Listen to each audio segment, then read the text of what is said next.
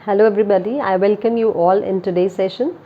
बेटा last class को continue करते हुए आज हम balancing of the chemical equations में एग्जाम्पल्स को डिस्कस करेंगे, right?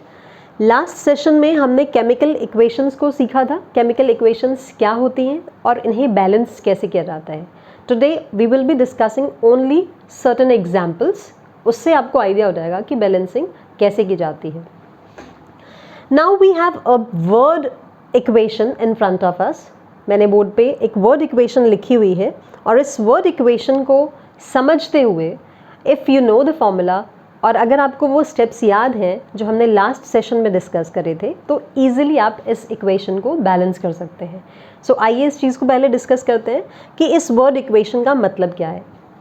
Now when methane is adding on, plus क्या इंडिकेट करता है कि क्या चीज़ ऐड ऑन हो रही है या क्या चीज़ केमिकली कंबाइन हो रही है. So when methane is chemically combined with oxygen it is forming carbon dioxide and water. Now इसको अब सब बैलेंस करने से पहले सबसे पहला जो स्टेप आपके माइंड में आना चाहिए वो क्या होना चाहिए, वो क्या होता है. हमने लास्ट क्लास में क्या पढ़ा था? स्टेप 1 क्या है? फॉर्मूलाज, कि आपको इनके फॉर्मूलाज पता होने चाहिए. नाउ मीथेन का क्या फॉर्मूला होता है? It is CH4. ऑक्सीजन का क्या फॉर्मूला होता है? O2. और प्रोडक्ट्स में हमें क्या मिल रहा है? Carbon dioxide and water molecule release होता है, right? Now this is methane when chemically combined with oxygen in the reactants. As a reactant they will be forming carbon dioxide and water as products. ये हमने last class पे discuss किया था. Now step number 2. Step number 2 क्या था कि जितने भी एलिमेंट्स पार्टिसिपेट करते हैं उनको हमें एक साइड पे लिखना होता है. अब इस रिएक्शन में रिएक्टेंट्स वाली साइड आप देख सकते हैं कि कितने नंबर ऑफ एलिमेंट्स हैं जो पार्टिसिपेट कर रहे हैं. वो कितने हैं? Let us check out. सबसे पहला carbon, then hydrogen and then oxygen. इन तीनों के अलावा आपको कोई इसमें और नज़र आ रहा है? नहीं. तो इट मीन्स हमारे पास वी हैव 3 एलिमेंट्स जो कि इस रिएक्शन में एक दूसरे के साथ केमिकली कंबाइन होकर कुछ नई सब्सटेंस बनाते हैं, राइट? तो उन 3 एलिमेंट्स को हम यहाँ पे लिखेंगे. कार्बन, दूसरा हाइड्रोजन और तीसरा है ऑक्सीजन. नाउ अब हमारा अगला स्टेप क्या था कि हमें एटम्स को काउंट करना है. नंबर ऑफ एटम्स हमारे लेफ्ट साइड और राइट साइड दोनों बैलेंस होने चाहिए. ये हमने लास्ट क्लास में डिस्कस करा था. इसको बैलेंस करने के लिए हमें इनका नंबर ऑफ एटम्स जो पार्टिसिपेट कर रहे हैं वो भी पता होना चाहिए कि वो कितना number of atoms they are participating in the reaction, right? तो अब एलिमेंट्स को देखते हैं कि लेफ्ट साइड और राइट साइड वो कितने हैं. तो इसको काउंट करने के लिए हमें लेफ्ट साइड और राइट साइड दोनों को कंसिडर करना पड़ेगा. लेफ्ट साइड आपको पता है रिएक्टेंट्स और राइट साइड के प्रोडक्ट्स पार्ट को हमें देखना होता है. नाउ कार्बन के कितने एटम्स हमारे पास हैं लेफ्ट साइड पे? हम यहाँ देखेंगे हमारे पास एक कार्बन है.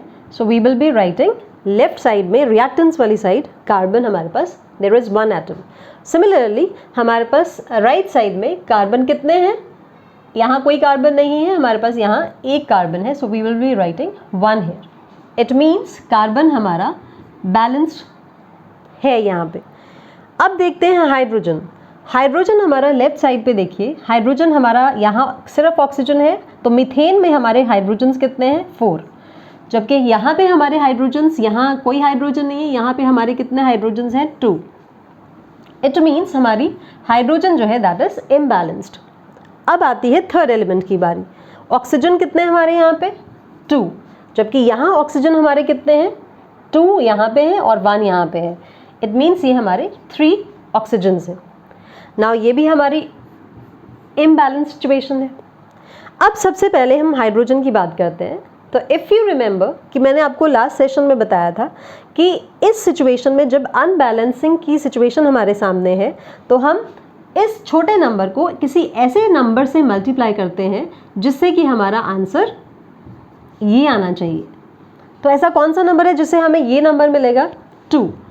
सो इसे हम कोफिशिएंट कंसिडर करते हुए, क्योंकि हमने हाइड्रोजन के लिए राइट साइड पे ये कोफिशिएंट लगाया है, ये मल्टीप्लायर लगाया है, so I will be writing it for hydrogen. मैं ये 2 हाइड्रोजन के पास लगाऊंगी। अब चेक करते हैं, मैंने आपको बताया था कि जब भी कोफिशिएंट लगाया जाता है, चाहे वो हम रिएक्टेंट वाली साइड लगाते हैं या प्रोडक्ट वाली साइड, हमें नंबर ऑफ एटम्स को चेक करना होता है हमेशा। सो अब चेक करते हैं कि हमारे हाइड्रोजन्स कितने हैं। हमारे हाइड्रोजन्स इधर 4 हैं। अब हमने इधर अपने हाइड्रोजन्स चेक करेंगे तो यहाँ पे हमारे हाइड्रोजन्स कितने आ गए, 2 2 4। इट मीन्स हमारे हाइड्रोजन्स जो है वो बैलेंस्ड है। कार्बन को चेक कर लेते हैं। कार्बन यहाँ 1 है, यहाँ 1 है, दिस इज बैलेंस्ड।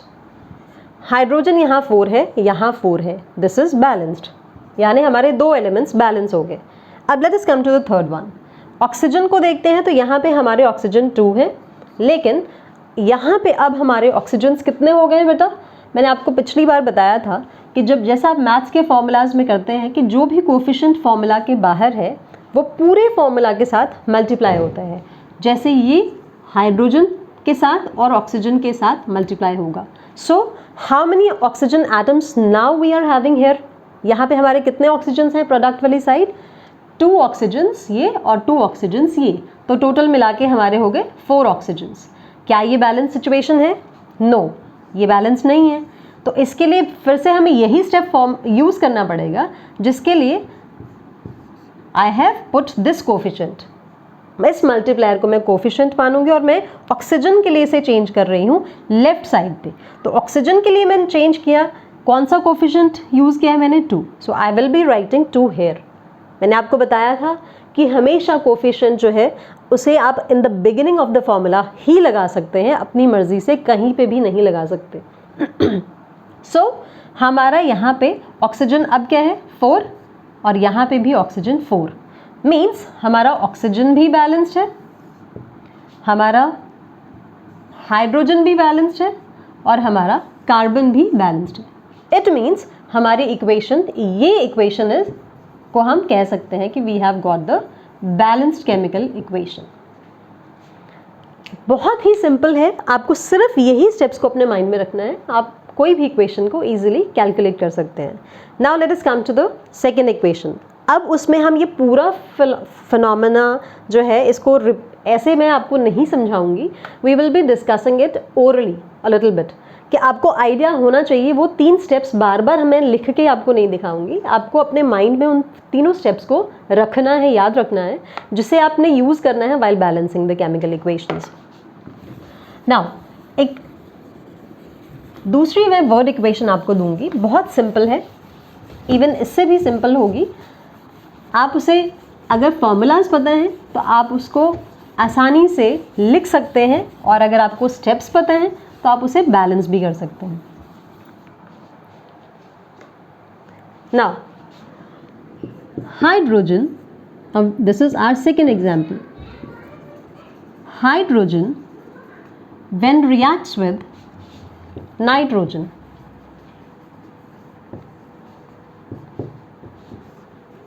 ये क्या बनाता है? अमोनिया।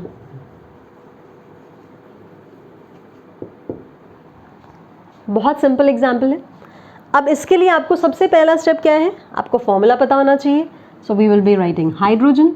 हाइड्रोजन के लिए हमने H2 लिखा, नाइट्रोजन के लिए हमने नाइट्रोजन का फॉर्मूला N2 लिखा, और अमोनिया के लिए हमने NH3 लिखा। एक और चीज़ बेटा, ये जो हम H2, N2, O2, F2, ये जितने भी एलिमेंट्स के सिंबल्स के साथ एक नंबर लगाते हैं, वो क्यों लगाते हैं?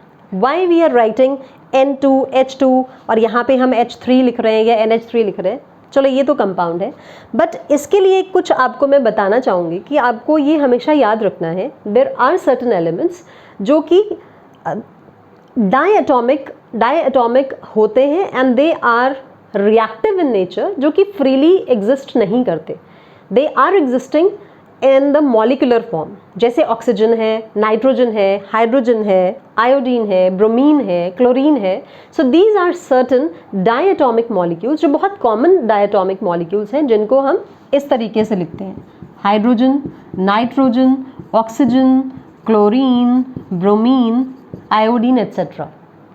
क्योंकि ये रिएक्टिव होते हैं, बहुत ज़्यादा एग्जिस्ट फ्रीली नहीं कर सकते नेचर में, that is why we are writing them in this form. एक मॉलिकुलर फॉर्म में से लिखा जाता है, ना कि एटम के फॉर्म में। तो HNO सिंगल सिंगल हम नहीं लिखेंगे, इसे हम H2N2O2 करके ही लिखते हैं।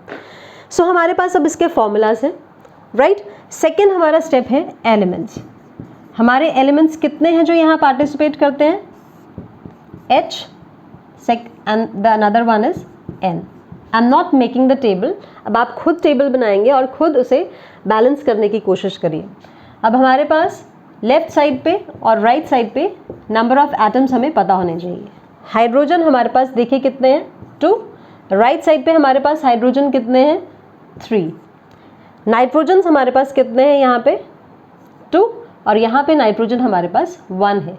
क्या ये इक्वेशन आपको कहीं किसी भी सिचुएशन से बैलेंस लग रही है? नहीं, क्योंकि ये दोनों ही नंबर ऑफ एटम्स हमारे अलग अलग हैं। हाइड्रोजन्स यहाँ पे 2 हैं, फिर से चेक करते हैं। यहाँ पे हमारे पास हाइड्रोजन्स 3 हैं और नाइट्रोजन्स हमारे पास यहाँ पे 2 हैं और यहाँ पे हमारे पास नाइट्रोजन 1 है। अब इसको बैलेंस करने के लिए नाइट्रोजन से स्टार्ट करते हैं, क्योंकि फॉर्मूला यहाँ पे NH3 है। तो as per to the last discussion हमने बोला कंसिडर क्या करना है कि हमें इसको इसमें चेंज करना है। सो हमें क्या कोफिशिएंट यूज़ करूँगी? 2। अब क्यों करूँगी? We have already discussed. इस 2 को मैंने n के लिए चेंज किया, so I will be putting this coefficient here. ठीक है, तो मेरा ये राइट साइड पे था, इसलिए मैंने राइट साइड पे कोफिशिएंट लगाया है। अब मेरे नंबर ऑफ नाइट्रोजन एटम्स कितने हैं? लेफ्ट साइड पे देखते हैं तो नाइट्रोजन एटम्स कितने हैं? 2। राइट साइड पे नाइट्रोजन देखूंगी तो मेरे नाइट्रोजन्स कितने हैं? 2। इट मीन्स मेरे नाइट्रोजन बैलेंस्ड हैं। अब हम बात कर देंगे, हमारे नाइट्रोजन यहाँ पे बैलेंस हो चुका है। अब हम देखेंगे कि हमारे हाइड्रोजन्स बैलेंस हैं या नहीं। ये हमारा ऑलरेडी बैलेंस हो चुका है। अब हम चेक करेंगे हमारे हाइड्रोजन को। हाइड्रोजन हमारे लेफ्ट साइड पे 2 है और अब हमें देखना है कि हमारे हाइड्रोजन्स राइट साइड पे कितने हैं। ये नाइट्रोजन के लिए और ये हाइड्रोजन के लिए। सो 2 3 ज़ा 6। इट मीन्स हमारे हाइड्रोजन्स अभी भी इम्बैलेंस्ड हैं। तो इसे बैलेंस करने के लिए हमें क्या चाहिए? 2 को हम 6 में कन्वर्ट करेंगे। इट मीन्स हमारा कोफिशिएंट क्या है हाइड्रोजन के लिए? 3। अब चेक करेंगे कि अब हमारा हाइड्रोजन बैलेंस है या नहीं है। 3 2 ज़ा 6 हाइड्रोजन्स और यहाँ पे हमारे 3 2 ज़ा 6 हाइड्रोजन्स। इट मीन्स हमारे हाइड्रोजन्स भी बैलेंस्ड हैं और हमारे नाइट्रोजन्स भी बैलेंस्ड हैं। Hence we have got the balanced equation. है ना कितना इजी? तो सिर्फ बैलेंसिंग सीखने के लिए बेटा आपको यही चीज़ें, ये 3 चीज़ें आपको ध्यान में रखनी है, अपने माइंड में रखनी है। सबसे पहले उनका फॉर्मूला पता होना चाहिए, उसके बाद आपको एलिमेंट्स को अलग से लिखना आना चाहिए, उसके बाद आपको नंबर ऑफ़ एटम्स को कैलकुलेट करके उसे बैलेंस करना आना चाहिए, और wherever you require the coefficients, जहाँ पे भी आप चेंज करते हैं उन कोफिशिएंट्स को लगाना आना चाहिए। So that is so simple. अगर आप करेंगे तो बहुत ईजीली से आप कोई भी इक्वेशन को सॉल्व कर सकते हैं। I hope you have understood the concept very clearly now. Thank you.